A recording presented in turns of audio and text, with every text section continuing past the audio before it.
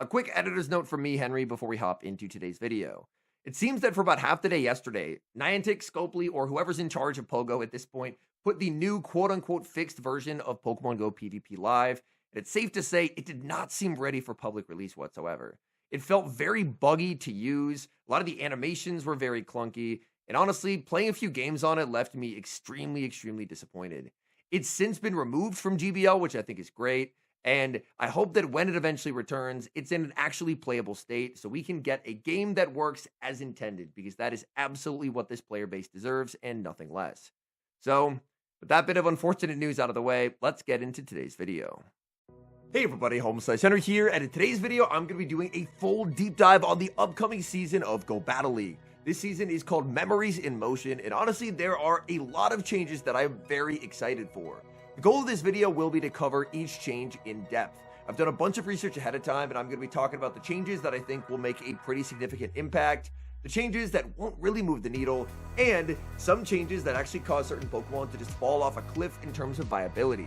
This is probably going to be a longer upload, so sit back, relax, and enjoy. The first change we'll be talking about is a massive buff to Low Kick. Currently, Low Kick is an absolutely atrocious move, but in the next season, that's getting a very big change. Its damage is getting increased from 4 to 5, its energy generation is getting increased from 5 to 8, and 5-8 parameters would make it a clone of Metal Sound or Vine Whip. Amongst the Pokemon that can learn this move, we have Annihilape, Chestnut, Gallade, Hawlucha, Keldeo, and Zebstrika as a few notable Pokemon. For Chestnut, it already has Vine Whip, so it would basically keep it as the exact same Pokemon, just with slightly different coverage as the fast move. Gallade already has Psycho Cut, which is getting buffed itself later on in this video. But the Pokemon that I really want to talk about is Annihilape. This would allow Annihilape to compete in a very different way, and I think this firmly puts it into the territory of side grade. Low Kick Shadow Annihilape would have incredibly fast pacing. We're talking 6-6-5 pacing to close combat, which is 12-12-10 turns, and alternating 5-4 pacing to Rage Fist. So it would be an absolutely spammy nightmare to deal with, but that does come at a cost. It is going to basically have its fast move damage halved, which means it's going to be able to get to charge stacks way faster, but it's not really going to be able to farm things down. In a typical matchup, you would need 2 Rage Fist boosts to get the low kick damage up to what a regular counter would be from a Shadow Annihilape. So, to me, this is more of a side grade territory. There are some matchups that get a lot better with the incredibly fast close combat, but there's also some matchups where you do end up missing that fast move pressure from counter. The next Pokemon I'll be talking about is going to be Keldeo. Keldeo has wanted a good fast move since its release. It was stuck with Poison Jab, and non-stab Poison Jab is just very bad. However, Keldeo is going to be a big beneficiary of this Low Kick buff. Low Kick is a strict improvement for Keldeo. As Keldeo, the only matchups that it really ends up dropping would be like a Xerneas or a Primarina win, but in exchange, it gets a ton of new convincing wins, including absolutely destroying Zacian Crown Form, doing a lot better against the Kirums, and overall just way better consistency neutrally, even helping with matchups like the Palkia Zeros. So this is a pretty big help for Keldeo. I still think Keldeo Resolute is probably going to be a strong anti-meta pick. I don't think it breaks into top meta contention, but this is a huge improvement across the board for Keldeo, as previously, Keldeo did kind of struggle due to that lack of fast move pressure in neutral matchups. And finally, the Pokemon that I'm going to be talking about for Low Kick is Hawlucha.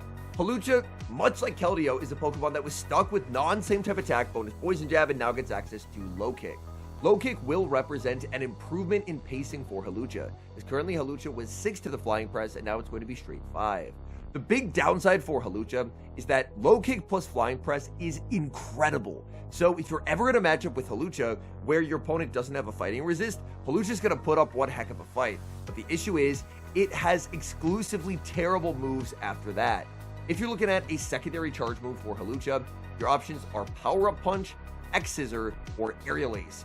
Aerial Ace is probably the best option, but Aerial Ace, with the nerf that it took with getting more expensive, it's unfortunately a very mediocre move. So I do think Hawlucha will be improved and will probably actually be a playable Spice Pokemon now, which is very nice. It really likes the extra pacing, it likes the fact that it can actually do fast move damage now, but until it gets a better secondary charge move, I do not see it breaking into the meta in a significant way. The next big change we'll be talking about is going to be the buff to Mudshot. Mudshot is getting its damage decreased from 4 to 3, and its energy generation increased from 8 to 9. This means Mudshot will return to its old parameters of 3-9, which is a current Psycho Cut clone.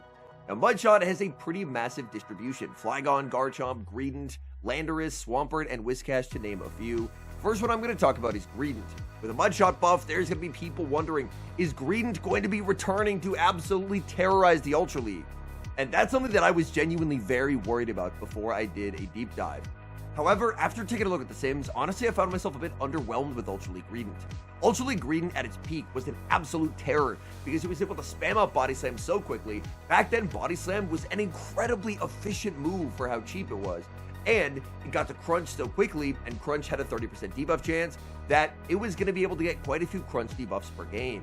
However, the time has changed, and Crunch doesn't debuff nearly as frequently as it once did, and Body Slam is not as good of a move as it once was. Therefore, I think it's probably more likely that Greedent ends up defaulting to Mudshot, Body Slam, and Trailblaze, and considering that two of the best Ultra League Pokemon are Corviknight and Galarian Moltres, that would kind of leave Greedent as a bit of a sitting duck.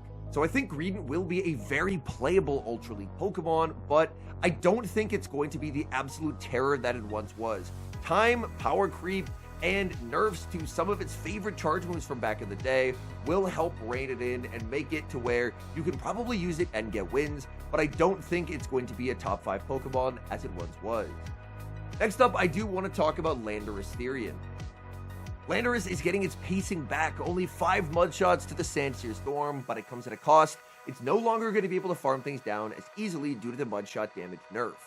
Now, this represents a massive buff for Landorus' zero shield scenarios, as currently, needing 6 Mudshots for the Sandsear, a lot of Pokemon can outpace the Landorus and inflict some pretty significant damage, forcing Landorus to put up an early shield.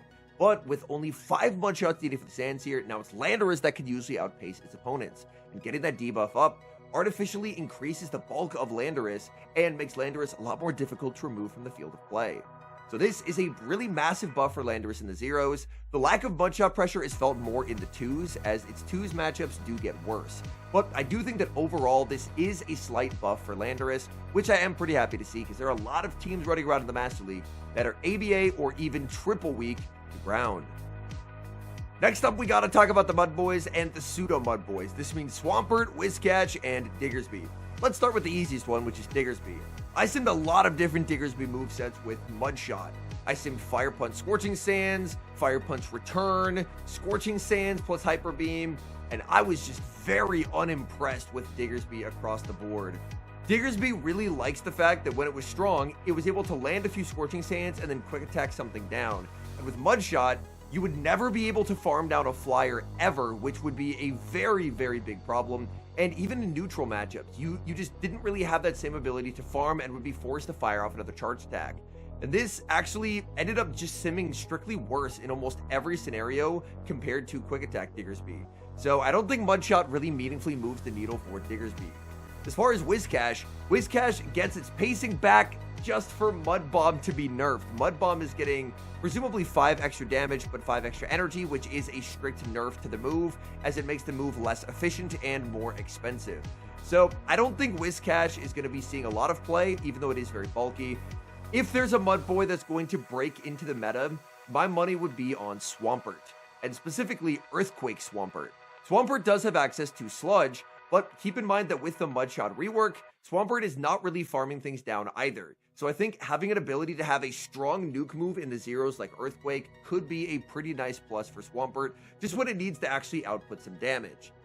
I'm still of the belief that Swampert will probably be more fringe rather than hard meta, but I do think that of the 3 listed here, I would put my money on us seeing Swampert the most compared to the other Mudshot users. The next buff we'll be talking about is the buff to Psycho Cut. This is a damage increase from 3 to 4, and it makes it a Fairy Wind clone. Psycho Cut is learned by some Pokemon that were former meta stars, Cresselia, Medicham, and Mewtwo. Let's start with Medicham. Medicham is actually the highest ranked Pokemon on the new PvP rankings of all of the buffed Pokemon. Medicham already has incredibly efficient moves, with being able to spam out Ice Punches 10 to 8 turns alternating, and Dynamic Punches every 10 turns. So getting a little bit of extra fastball pressure to potentially farm something down could be nice, but I still don't think this moves the needle dramatically for Medicham. I think Medicham will be a very playable Mon and is one of the better Mons out of this buff patch, but I still don't think Medicham is going to be top meta. I think Medicham would probably be more anti-meta, as we have a very, very strong set of meta Pokemon right now, and one could argue that the best Open Great League Pokemon is Jellicent, and that's a Pokemon that Medicham has quite literally zero coverage into. Ice Punch, Dynamic Punch, Medicham is just Jellicent food. And so for that reason, I do think that Medicham is going to be improved, but I think it's going to be like anti-meta at best rather than breaking into the core meta. Cresselia getting a little bit of extra damage on its fast move is nice. Cresselia's big selling point is the zeros. It's monstrously bulky, it's typically able to withstand a lot of attacks, and with Moonblast being a very efficient charge stack, even though it doesn't get 10 pip attack bonus, Cresselia can usually overwhelm things in the zeros. However, I do think that in shielded scenarios, that's still where Cresselia is going to suffer quite a bit. So Cresselia just off of bulk, it's a little bit of the Diggersby theorem, where the sims are not particularly convincing. People could try it just based off the fact that it is incredibly bulky, and if the meta trends in a way where things are weak to Cresselia, then that would be nice. But the best water type right now is Jellicent, and that beats Cresselia. And it's kind of a tough ask to put a Pokemon with grass coverage on your team that doesn't actually beat the best water type. Finally, we have Mewtwo. Mewtwo getting a little bit of extra fast move pressure. Realistically, I don't think this moves the needle for Mewtwo in a very significant way. Mewtwo, time and power creep has hurt it quite a bit. Master League has gotten to the point where Psywave Mewtwo probably wouldn't even be broken, and that's realistically probably what we're waiting for here with Mewtwo, because I don't think this Cycle Cut change really moves the needle for it in a meaningful way. The next buff we'll be talking about is a buff to Waterfall. Waterfall is getting its damage decreased from 12 to 11, but its energy generation increased. Its energy is currently at 8. If it moves to 10, it would be a Fire Spin clone. I think 9 is more likely, however, I have heard whispers, rumors, secrets in the dark that it is 10. And if it's 10, oh my goodness. Now, the Pokemon that primarily learn Waterfall are going to be like Alomomola, Kyogre, Milotic, and Primarina, and Dondozo. If it's 9, I don't think it moves the needle for many of these mons. If it's 10, oh my goodness. If it's 10, then I think Dondozo becomes a very real Ultra League mon. I think Kyogre would be very, very scary. Because the main thing that makes Kyogre currently not the greatest is the fact that it is incredibly slow. It is 45 energy moves, so it just doesn't get to moves very quickly. If it's 9 energy Waterfall, then it's straight 5 to Surf or Avalanche. If it's 10, then it's 5-4. That would actually be very fast for Kyogre standards. And if it is 10, then you would have Pokemon like Dondozo, which has a huge stat product. It has Lapras stats in the Ultra League, suddenly being very scary just by virtue of outbulking things and actually getting to moves. Alomomola could be another concern if it's 10. Alomomola has atrocious charge moves, but it's so bulky that it could be a very scary Zero Shield mon if it is at 10. So this is one that's up in the air. When the new season comes out, you will kind of have to wait and see. The easiest way to check it will be to go into a leader battle, and then after you restart your app, just bring in Kyogre. If you can double up on Surfs in 9 Waterfalls, then it's 10, and if you double up in 10, then it's 9. The next massive change is a buff to Wing Attack. Energy generation increased. Now this is unknown what it will increase to. It's currently at 7. 8 would make it a Metal Sound clone, and I believe would return it to its original parameters. Now Wing Attack is learned by basically everything. Charizard, Flamigo, Gligar, Gliscor, Golbat, Mantine, Noctowl, and Pelipper. But the question is this going to be a Wing Attack meta? Are the Wing Attackers back? Because we remember back in the day, the Wing Attackers were basically like the best mons in the entire meta. And well, because of the severe level of power creep that we've had, honestly, I don't really feel like the Wing Attackers are like back to top meta status. They are definitely improved. Don't get me wrong, but I don't think that they are going to be like top meta performers. As we take a look across the rankings, the top Wing Attack user is Noctowl at 89. I did end up doing quite a lot of sims across a wide variety of mons. Let's start with Gligar. Now, Gligar loves the fact that it gets Wing Attack back, but the thing to remember is that Gligar's moves, all of its charge moves, have since been nerfed. Dig is now a bad move. Aerial Ace is now more expensive and a worse move than it was, and even Night Slash, which it would now run, is going to be nerfed in this patch to only have a +1 instead of a +2 chance at a boost. So, Gligar, its typing is amazing, its stats are good, its fast move is good, but the charge moves I think will hold it back from seeing real contention. Next up, Pelipper. Pelipper, It's a favorite of mine, I can't lie. I really like Pelipper. Pelipper getting its pacing back 5-4 to Weather Ball is really, really nice, but where Pelipper's going to struggle is when it's going up against the Mon with the water resistance. That's because Hurricane is super expensive. It's 9 to the first Hurricane, and that means that if you're going up against the Mon with a water resist, Pelipper becomes extremely bait dependent. Now that's not to say that like Pelipper and Gligar are bad. I think they're both going to be very playable Mons, and they weren't playable Mons last season. So these are kind of more like fringe to anti-meta picks. But the big worry with Pelipper is that it'll be very inconsistent against those targets where water is resisted. Next up, let's talk about Noctowl. Noctowl gets Wing Attack back. Shadow Ball is better than it was when Noctowl was in its prime, but Sky Attack is worse. And that means that it's 14 turns to the first move for Noctowl. Noctowl is going to have very strong Zero Shield matchups, but neutrally it really suffers in the 1s and the 2s. Pokemon like Guzzlord and Furret are able to win the 1s and 2s against Noctowl because Noctowl is just so incredibly slow, and that slow pacing gets exploited when shields are in play. So while Noctowl is improved, again, I don't really see it breaking into that top meta, where as long as you have shields to work with, you can shield its slow charge moves and then just brutally exploit its slow pacing. Mantine, unfortunately, is another victim of the Aerial Ace nerf, where Wing Attack being back is great, but its charge attacks are worse than when it was strong. Golbat is actually just strictly better than when it was at its prime, if I'm not mistaken, because Golbat has access to the new Shadow Ball, but unfortunately for Golbat, the big issue is that it's still very inconsistent. If it goes up against Pokemon that have a resistance to Poison, which is quite a few, then it's going to be very bait dependent between Poison Fang and Shadow Ball, so inconsistency will kind of be a bit of a problem. Charizard, it just has 3 viable fast moves at this point. Back in Charizard's prime, the best water type was Swampert, and Charizard just beat that Mon. And unfortunately, the best water types right now are Jellicent and Azumarill, where unfortunately Charizard just really doesn't have a lot of play. So even though Charizard has a really good moveset across the board, I think general meta conditions are a bit unfavorable for it. Now, Gliscor is getting a pretty massive update this season. As we're going to find out later on, Sandtomb is getting a huge buff from 25 damage to 40, and Gliscor is getting access to Acrobatics. This will mean that Gliscor will have very strong matchups, provided you're able to bait correctly. This will be an inconsistent Pokemon, but the upside is pretty massive. If you're able to get a Sandtomb bait shielded into a landed Acrobatics, or just landed Acrobatics in the 0, Gliscor is going to feel very strong. So, unfortunately for the Wing Attackers, I think it's a bit of a mixed bag, where I don't think any of them really break into top meta status, but I think that's kind of the story of this update. A lot of the Mons that are currently good are still going to stay good, with the exception of the Mons that are getting big nerfs, which we'll talk about a bit later on. And a lot of the stuff that's getting buffed is going to be kind of anti-meta contenders. Next up, we have Drain Punch getting buffed. Power increase from 20 to 40. This will be a very short segment because it is still Drain Punch. It's really not going to do much for any of these Pokemon in my eyes. It's learned by Mons like Beware, Gengar, Incineroar, Quag, Sableye, and Slowbro, but most of these Mons just have moves that they would rather prefer to run instead. The next change we'll be taking a look at is going to be a big buff to Heat Wave. Heat Wave is getting its damage lowered from 95 to 75, but a big energy cost decrease.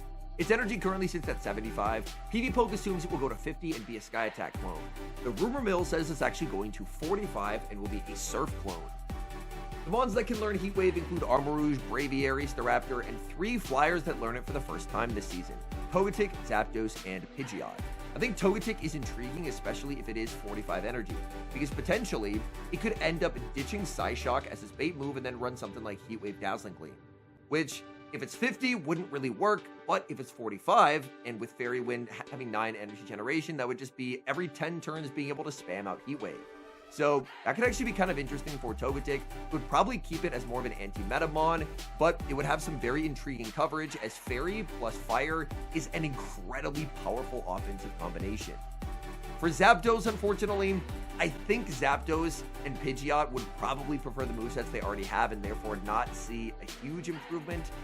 Zapdos already uses Drill Peck as its bait move, and I don't think you would really want to replace Thunderbolt, as Thunderbolt is a massive source of damage for Zapdos. For Pidgeot, Pidgeot has 35 energy Air Cutter as his bait move, so Heat Wave wouldn't really slot in as a bait move there, and I don't feel like it would do a good job of replacing Brave Bird, because Brave Bird is very strong shields down, and if you take away that for Heat Wave, sure, you can hit Steel types, but you're kind of sacrificing all of your neutral matchups.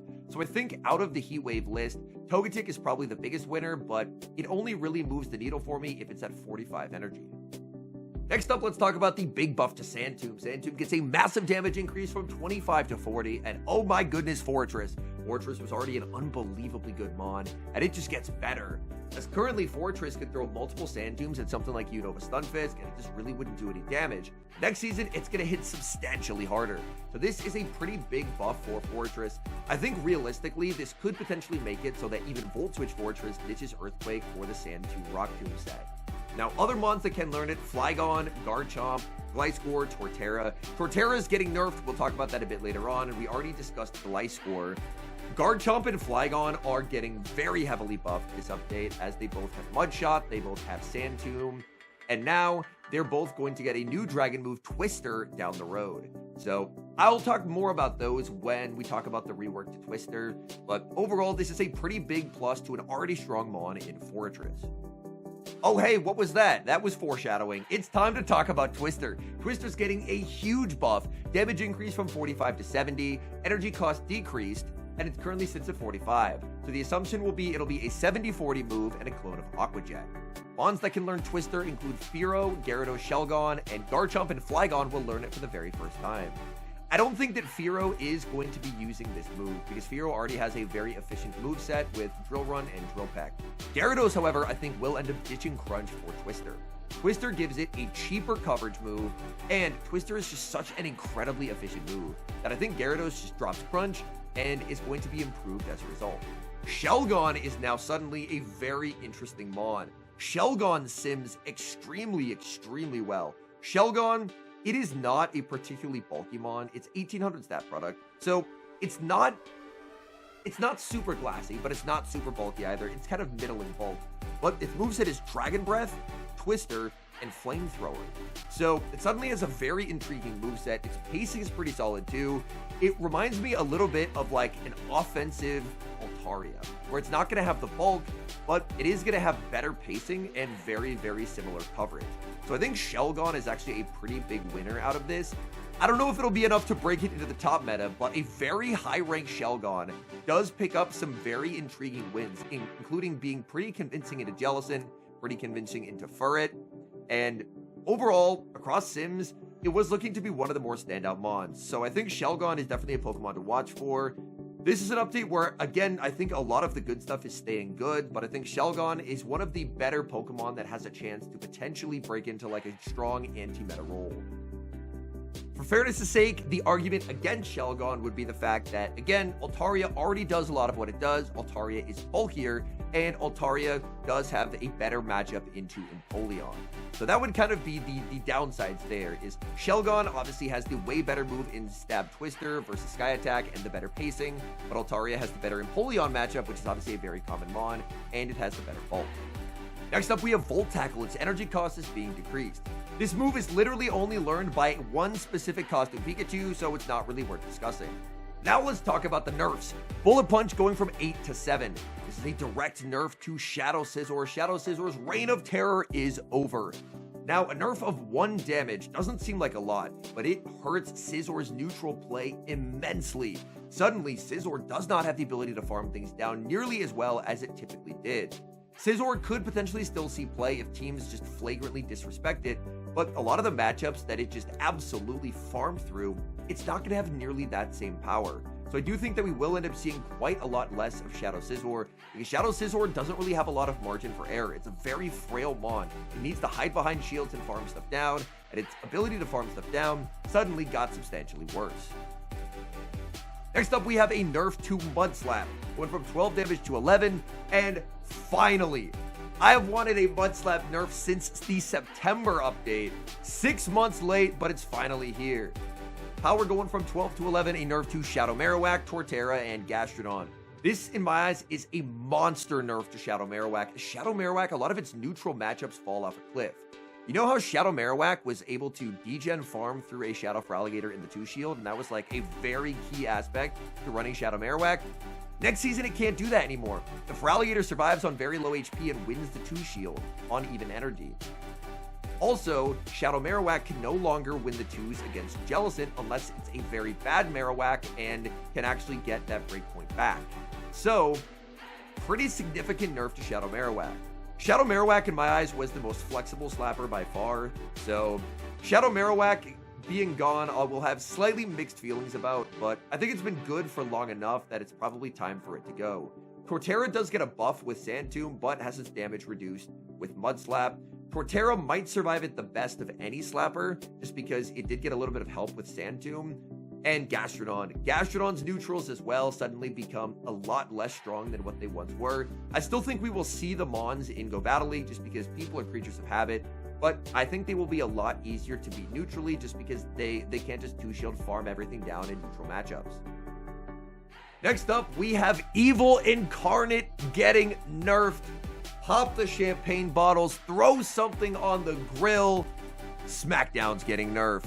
Now this doesn't really have any collateral damage. It's just Bastiodon getting nerfed. Why did they buff Bastiodon after Worlds? No one knows, but they finally realized that was an atrociously terrible decision. And it's getting nerfed 12 to 11. This is really big because this makes Bastiodon's neutral matchups significantly less convincing. Bastiodon, the reason why it was so problematic was because with that buff to its damage, it had incredibly strong neutrals. So even though it obviously had catastrophically strong wins and catastrophically strong losses, it kind of just beat most things neutrally, and that was a big issue. Now it can't do that anymore. With this decrease in damage, you really start to feel how terrible its pacing is. People will still use Bastiodon just to try and RPS things, but it should be a lot easier to beat neutrally just because it can't just land a Stone Edge and farm down like it could this season. So this is a really nice update.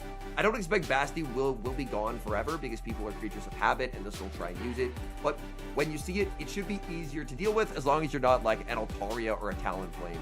If you're in a neutral matchup, Bastiodon, in The Sims, its neutrals are a lot less convincing as it loses a lot of Smackdown breakpoints. Next up, we have to talk about the Mud Bomb nerf. Mud Bomb is getting its damage increased from 60 to 65, but its energy increased as well. Energy is currently at 40, we assume it'll go to 45. Now this is a similar kind of nerf that they did to Aerial Ace, where it gets more damage, so at first it looks good, but with the energy cost increase also being 5, this makes it a more expensive and a less efficient move, so it is a direct downgrade. This is a nerf to Unova Stunfisk and to Whiscash. This is part of why Whiscash, in my eyes, is not really going to be returning, just because it unfortunately does not get that 5-4 pacing that a lot of the other Mud Boys do, and this is a very fast-paced meta. Now, Unova Stunfisk, funnily enough, does pick up a new win in the 1s. It does pick up Furret 1s due to the extra Mud Bomb damage, but in the 0s and the 2s, you do end up noticing that lack of pacing quite a bit, as its cheapest move is now Discharge. And we know Discharge. Anytime you're forced to throw Discharge, you're not going to be in a great spot neutrally. So it does decrease the power of Unova Stunfisk just a little bit. I think Stunfisk will still be around because its typing is a very strong core breaker, but this is a bit of a hit to its neutral matchups. And for Whiscash, I just think there are better ground types to use than Whiscash. Next up, we have the nerf to Rock Tomb. Rock Tomb is getting its damage decreased from 80 to 75. So it's not all flowers and sunshine for the Fortress enthusiast. Fortress is getting reined in just a little bit to probably help counteract the fact that the Sand Tomb buff is pretty massive. Rock Tomb does retain its 100% debuffs though, but it loses a little bit of damage. This will make the Rock Tomb users' neutral matchups slightly worse, but the Rock Tomb users will definitely still be around. To me, this is how I would prefer to see Rock Tomb nerfed. I am always of the belief that I think chance debuffs are not a good idea for the game, as they add a luck element that I would prefer not be in Go Battle League. I would definitely prefer that there's more things that are guaranteed debuffs, because that ends up leading to a lot more skillful play, where you can kind of plan around a guaranteed outcome instead of having your opponent get lucky. So even if this doesn't end up being the nerf that they want it to, they have the ability obviously to potentially decrease the damage on Rock Tomb even more in future seasons. This is them testing the water. To me, this might be a bit of a controversial opinion. I have never felt that Rock Tomb has been like an overwhelmingly negative presence in the meta. I do think it's a very strong presence, but because it is a guaranteed debuff, I find that you can oftentimes plan around it a lot better than if it was something like Prime Drapion with all of its crunches and the 30% crunch debuffs. Like if Drapion crunch debuffs you 3 times in a row, you just got extremely unlucky. They just hit the 30% 3 times in a row, 2.7% chance, and you just lost the game on the spot. Whereas it's a lot easier to plan your gameplay and try and formulate a win con around knowing your opponent is going to get guaranteed debuffs. So for me, I've never really been as much of a hater of Rock Tomb as I know a lot of people are. So I don't mind that this is the way that they're nerfing it. I was terrified that they were going to nerf it by making it like a 50-50 debuff chance. And I think that would have been a huge detriment to the game. So the fact that this is the way they're going about nerfing it, in my eyes, I think is a pretty big plus. And now we get to a bit of a speed round where I get to talk about a lot of the new move additions that I did not get to cover in the various updates to specific moves. We did mention Gliscor with Acrobatics. I think Gliscor is going to be a very fun, very dynamic Pokemon. If you're ever able to get it up energy, Gliscor looks to be absolutely terrifying because that would kind of help negate some of my worries about it, which is the fact that it would be a very inconsistent Bond. If you're able to get a successful Sand Tomb bait into landing in Acrobatics, Gliscor is going to feel unbeatable. But if your opponent calls the Sand Tomb bait and shields your Acrobatics, then it's going to feel way, way weaker. So it's going to be an inconsistent mon. It could be a mon that could really benefit from trying to get an energy advantage on it, just because with an energy advantage, then you can probably just fire off Acrobatics and not have to worry about trying to Sand Tomb bait to catch back up. Moltres, Kanto Moltres, gets access to Fly. So this is a triple buff to Kanto Moltres. They are really trying to make Kanto Moltres happen. So Kanto Moltres is going to have Wing Attack, it's going to have Fly, and it's going to have Heat Wave. Kanto Moltres, it would really, really appreciate if Heat Wave was 45, because then it would have two 45 energy moves. Fly would be the move that you would want to go for neutrally, but it would have Heat Wave in case you run into a scenario where Fly is resisted. I still think at the end of the day, it's a Kanto Moltres, so it's going to be like a spice pick at best, but it's going to make it a lot more playable. If it's 50 energy on Heat Wave, I think Moltres probably is not going to see much play whatsoever. With 45, it'll be like a spice pick, but I don't think it'll break into the meta in a meaningful way. Scolipede.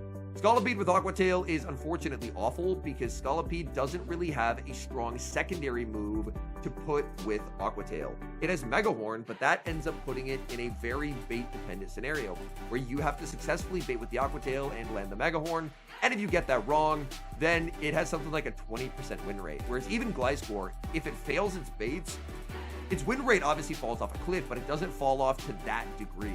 So Scolipede ends up looking competent with correct baits and atrocious with bad baits, which means I think it's probably not going to do much for it. Volcanion gets access to Skull. This is a pretty nice buff for Volcanion, as Volcanion finally gets a real 50 energy move. Volcanion currently had Sludge Bomb, which is nice coverage for Volcanion, but the uncomfortable thing for Volcanion was the fact that it didn't really have a good water move. So even though it was a fire-water type, if you went up against opposing fire types like a Ho-Oh, it didn't really have a move for it, and that made life uncomfortable. Now Volcanion will run Scald and Overheat. This does give Volcanion very strong zero shield matchups, but as more shields are used, its win rate is going to progressively get lower and lower and lower. Even though Scald is a big buff for it, it really doesn't fix Volcanion's pacing issue, which is that having a cheapest move at 50 energy as an Incinerate user means it's 15 turns to the first move, and that is very slow. This is a fast-paced Master League meta, and a lot of Pokemon that are improving in the Master League do very well into Volcanion. Next up, Heracross. Fury Cutter and Rock Tomb as the additions. These are sick upgrades for Heracross. Heracross gets a real fast move because we know counter is really not great. It gets Rock Tomb over Rock Blast. Rock Blast is awful. Rock Tomb is great, even with 5 less damage. And it already has upper hand. This gives Heracross an extremely competent moveset and should move it firmly into like anti-meta territory or spice territory at worst. But it now has a good moveset. Its win rates look pretty interesting. I'm a pretty big fan of this update. Now, this will also make Mega Heracross pretty strong in Mega Masters, and it already was pretty strong, but it just only gets better. Unfortunately, there's no Mega Masters on the schedule for next season, so this would be for future seasons, but I'm very excited. I feel like they're doing justice to Heracross with this update. Next up, Camerupt, getting access to Scorching Sands and Rock Tomb. This does represent a buff for Camerupt, as Camerupt does get better moves than it had before. Unfortunately, neither one of these moves are cheaper than 50 energy. So it's a little bit of the Volcanion theorem where even though Camerupt is improving, Camerupt wants so badly as an Incinerate user to have a 40 energy move. Because if you're going to be as glassy as Camerupt, you want to at least have the upside of not getting outpaced by things. Camerupt is presumably going to retain its ability to have very, very strong zero shield matchups, where if you're able to get up energy in the zeros, you can just nuke things. But it's very uncomfortable in that if you're at an even energy, you're just going to get outpaced by things, and you don't want to be outpaced when you don't have the bulk to tank a move. So Camerupt, unfortunately, I don't think it moves the needle much for it, but I do like the fact that they're trying to make this mon better. Next up, Mo Rotom gets access to Leaf Storm. Who asked for this? Why is this here? I don't think this does anything for Mo Rotom. It's still a Mo Rotom, and that is probably the most derogatory thing that I can say about it, but it is getting better, but it's not going to get better in a way that anyone should care about it. Something that is getting better in a way people should care about it is Articuno. Articuno getting access to Powder Snow. This mon was stuck with Ice Shard for ages. We know Ice Shard is horrendous. Powder Snow is way, way better, and now it can run Powder Snow, Icy Wind, and Legacy Hurricane. And this should make Articuno into an actually playable Ultra League mon. Its ability to debuff things, artificially inflate its bulk, is very, very nice. My worry for Articuno is the fact that there's some mons out there that are very strong in the Ultra League, like Jellicent and Licky Licky, and Articuno doesn't really want smoke from either of them. So I think that could be the thing that holds Articuno back from true Ultra League meta contention, but its neutrals do look very, very encouraging. Next up, Marshadow is getting Shadow Claw. There was a post about Marshadow that ended up going pretty viral on Twitter, showing that with Shadow Claw, it had above a 70% win rate in the 2s. This moveset is simming Shadow Claw, Ice Punch, and Close Combat, so I was very, very excited for Marshadow. Marshadow does have very high upside in the Master League, in that if you're able to successfully double Ice Punch bait into the Close Combat, you're going to be winning a lot of 2-shield matchups. However, taking away its ability to bait, and its win rate suddenly looks a lot more human. We're looking at 54% in the 2-shield if you're not able to get those baits correct, and in the 1s and the 2s, and in the 0s and the 1s, you end up being underwater as far as your win rate, like 40% win rates. So Marshadow, it's going to have high upside, but again, it's going to feel like a very volatile Pokemon, where if you end up getting that bait call wrong, like Palkia, no shielding an Ice Punch or shielding a Close Combat, then I think it's going to feel a lot less impressive. But if you get the bait call right, then it's going to feel very, very strong. I feel like that is kind of a theme of this update. Is there's a lot of Pokemon that if everything goes right could feel very strong, but consistency will be an issue, and consistency is something that's needed if you want to be a top meta contender. A lot of these top meta picks, like the Jellicents of the world, the Furrets, the Altarias, they don't have a massive difference between their bait and their nuke move, and they just have a lot of consistency across the board where you don't have to rely on these devastating bait calls where everything goes wrong. And that's part of what brings them to the top, is the fact that game in and game out, they're going to give you a very similar performance. And I feel like that's where a lot of these mons like Gliscor, Marshadow, and others could potentially fall a little bit short. Finally, we have Wormadams getting access to Sucker Punch. Sucker Punch is an amazing fast move. The Wormadams won't get same type attack bonus on it, but we've seen mons like Furret have success with non-stab Sucker Punch before. The issue is every Wormadam has an atrocious charge moveset.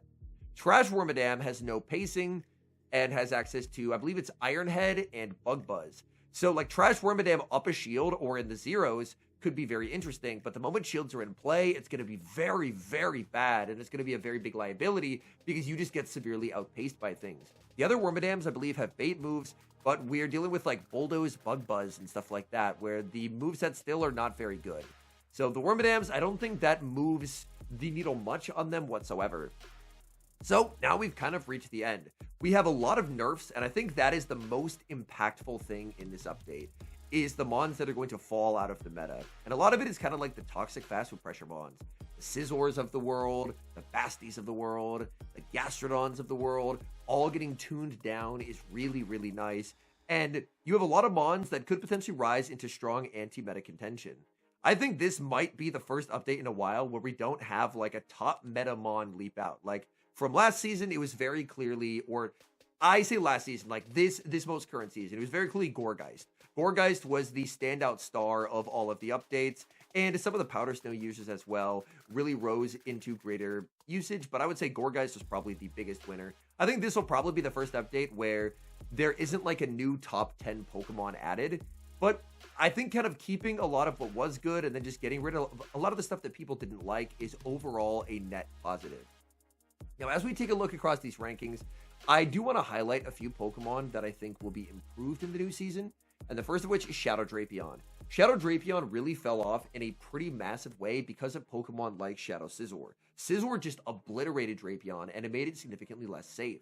There are going to be new ground presences in the meta, but if they're glacier ground presences like Swampert, then I think there's actually counterplay for Drapion. Less Scizor and Glacier ground presences and less Mud Slap, I think is a big plus for Drapion.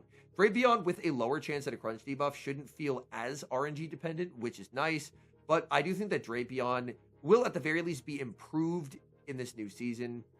Malamar really does not appreciate the fact that Fortress got better, but does really like the fact that Scizor is going away. So with Malamar, it always kind of waits on the periphery ever since the Bug Bite update, where there's going to be, at the very least, one less thing that you have to try and cover for when building with Malamar, because most Malamar teams kind of auto-lost to Scizor, and now the fact that you just have to cover for Fortress is a big plus, as you no longer have to cover for Scizor. We scroll a bit down, Sableye is ranked pretty highly. After the past 2 seasons of liking Sableye and then Sableye being a bit disappointing, I am legally not allowed to say nice things about Sableye. I'm banned from it. I will be arrested and sent to jail if I say nice things about Sableye, so I'm not going to say nice things about Sableye. And as we continue to scroll down, I just think that the interesting thing about this season is there's going to be a lot of playable Mons. The best Mons are going to primarily stay the best Mons, with the exception of the stuff that got nerfed. But there's going to be a lot of very playable Mons. Like, as I scroll down, like Cresselia, Grumpig, Shelgon. There's a lot of Mons, even as you scroll down into, like, the 60s on PvPoke. Like, that's where Annihilate sits. That's where Shadow Malamar, Alolan Ninetales, Galarian Moltres. So I think the meta and the pool of usable Mons in the Great League is continuing to expand. The top meta Mons, like the Furrets, the Jellicents of the world, those are staying relatively unscathed. Corviknight's still going to be very strong. Altaria, Empoleon going to be very strong. Licky still going to be very strong. Wigglytuff, regrettably, is going to stay very, very strong. But personally, I am a fan of these changes, because making a lot more Mons be playable, not necessarily instant top meta, and a lot of the things that stay good, I think, are more of the healthier meta presences, like Altaria and Empoleon, and they have added a few new things. Like, one thing that I definitely forgot to mention in the Mudshot segment, and I'll mention here at the end, is Mudshot Poliwrath. Mudshot Poliwrath, I don't know how I completely forgot to mention that, but we are bringing it up at the end, because we're like probably 40 plus minutes into recording. But Mudshot Poliwrath is a Pokemon that I think could be worth keeping an eye on in the Great League. It is going to have the issue of it has no counterplay into Jellicent. So if you see Jellicent on it, you just lose, and that's kind of the same worry with Medicham. But it is a very interesting core breaker into, like, Corviknight, Furret, Altaria, and Empoleon, and it would also wall off the common Drapion set. It would do well into Licky. So Mudshot Poliwrath, with specifically Icy Wind and Dynamic Punch, I think could be a bit of a sleeper pick. That is the little bit of tidbit that you get at the end for watching all the way through. I know this has been a very, very long video, so thank you so much for watching. If you enjoyed watching today's video, please do leave a like on it and subscribe to the channel if you have not.